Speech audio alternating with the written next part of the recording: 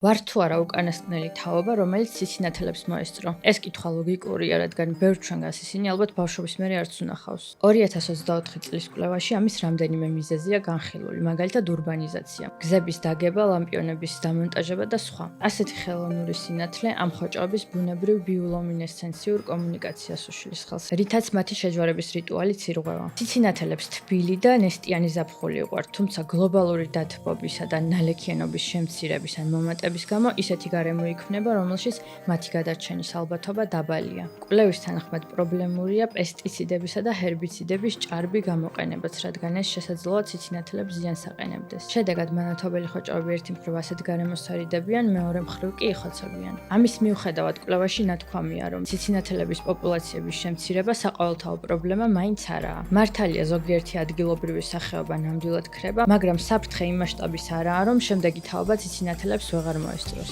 ასეა თუ ისე მათი ლოკალურად გაქრობაც შემაშფოთებელია. ამასთან შეწინააღმდეგება ხელოვნური განათების შემცირებით, ციცინათელების ბუნებრივი ჰაბიტატის შენარჩუნებით და მეტად ეკომეგობრული სამეურნეო პრაქტიკების დანერგვით შეგვიძლია.